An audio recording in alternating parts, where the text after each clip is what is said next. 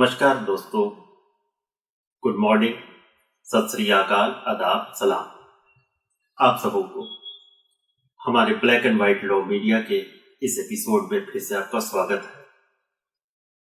आज हमारे चर्चा का विषय रहेगा लॉ का कोई खास एस्पेक्ट नहीं, बल्कि लॉ की छोटी छोटी जानकारी, जो कि बहुत एसेंशियल जानकारी है। मुझसे लोग पूछते रहे हैं कि क्या कानून जानना इतना डिफिकल्ट होता है, क्या कानून के शब्द इतने कॉम्प्लेक्स होते हैं। मैं कहता हूं कि नहीं, कानून एक बहुत ही आसान विषय है अगर उसको लॉजिकली समझा जाए तो। उसको समझने के लिए, उसको जानने के लिए हमें कॉमन टर्मिनोलॉजी को अच्छे से समझना पड़ता है। अगर हमें उन छोटे छोटे टर्म्स की जानकारी अगर हमारे दिमाग में आ जाए तो हमें कोई भी दिक्कत नहीं आएगी। इन छोटे टर्म्स में हमारे लॉ की सारी प्रक्रिया समुचित है। इसीलिए हमने एक नई सीरीज चालू की है black and white law media में, कॉमन टर्मिनोलॉजी सीरीज। इसमें आप लॉ में इस्तेमाल होने वाले हर टर्म्स को आप जान लें, एक डिक्शनरी की तरह है। उसकी परिभाषा जाने, उसका एग्जाम्पल जाने, जिससे कि आपको कंसेप्ट क्लियर हो जाएगा। आप ये सारे टर्म्स एडवांस लॉ में, कोर्ट में, ज्यूरी में, ट्रायल्स में, इवन एक आम बोलचाल के दौरान आप ये सुनते रहे हैं, लेकिन कभी भी आपने ध्यान देने की कोशिश नहीं की कि ये एक्चुअली है क्या। आइए दोस्तों, हमारे साथ आज जानते हैं एक बेसिक सी चीज। क्रिमिनल एक्ट के लिए, क्रिमिनल कोड में से रिलेटेड है ये टर्मिनोलॉजी। एक है कमीशन और दूसरा है ओमिशन। आज हम जानेंगे commission of crime and omission of crime. इसमें क्या अंतर है, क्या समानताएं हैं और कैसे इसको कवर करते हैं। सबसे पहले कमीशन ऑफ क्राइम। कमीशन क्या है?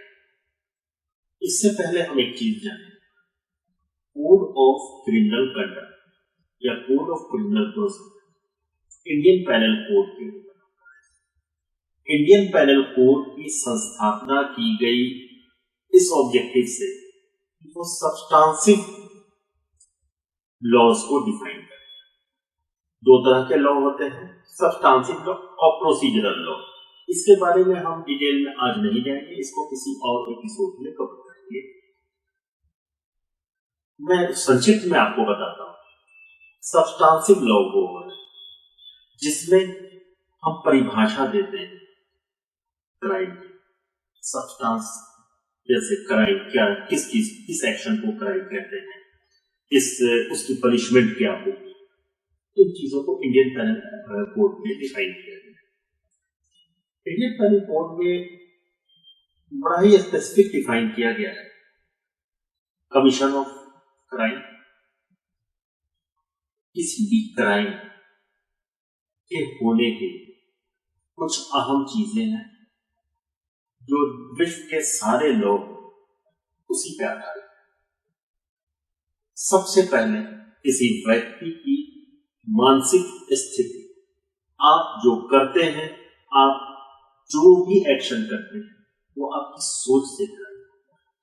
आपकी सोच अच्छी है तो आपके कार्य भी बहुत अच्छे होंगे।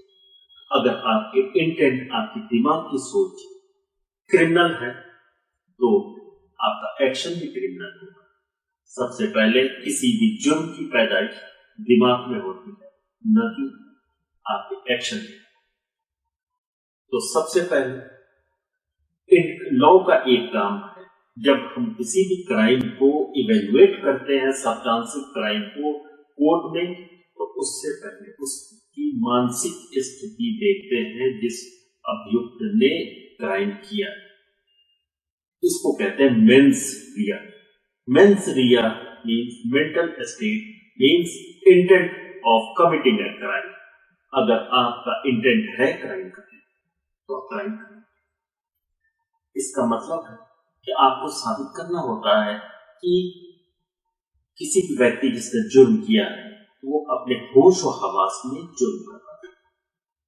पागल है, अर्ध निद्रा में है, तो वो या किसी मेडिकेशन में है, वो अपने होश में नहीं है, उसका मेंसरिया तो वीक हो पा रहा है।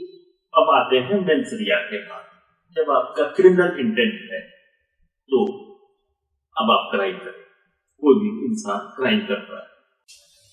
दूसरी चीज है मेंसरिया के बाद actus reus. Actus reus means after you have thought of committing a crime, you are going to commit the crime. अगर आपने सोचा है कि मैं बैंक लूटूंगा तो वो क्राइम नहीं, लेकिन जब बैंक लूटने के लिए आपने एक्शन लिया, आपने प्रयास किया, वो क्राइम है।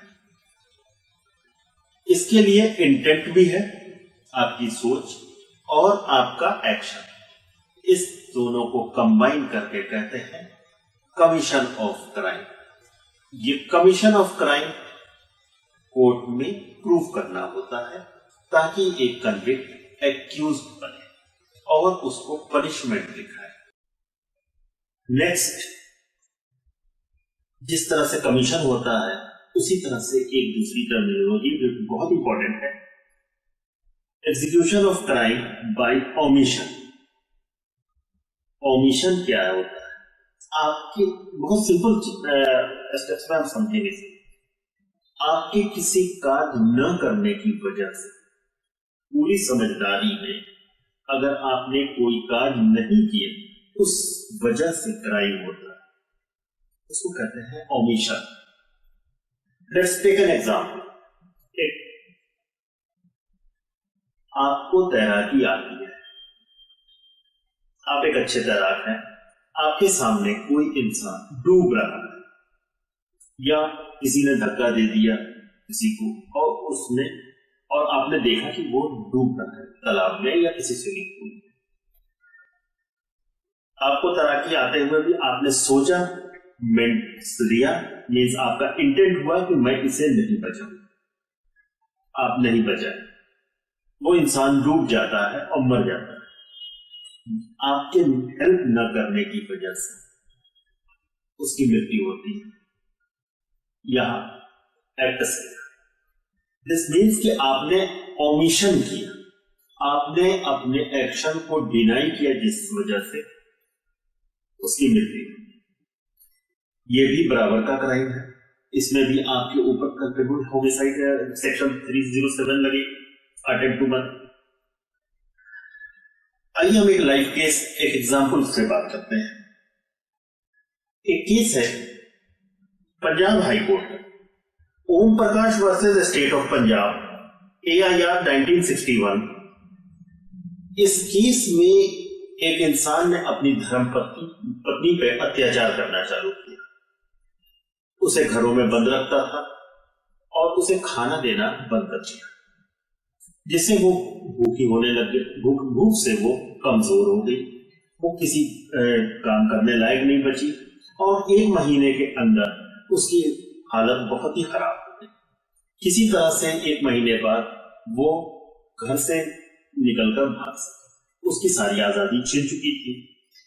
यह खाना न देना, उसकी आजादी छीनना, यह एक्ट ऑफ ओमिशन था।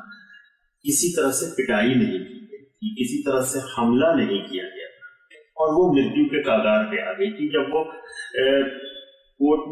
वो हॉस्पिटल में अपने ICU में एडमिट हुई, उसने स्टेटमेंट दिया, उसके ऊपर चार्जेस लगे सेक्शन 306। इसे कहते हैं crime committed bye act of omission.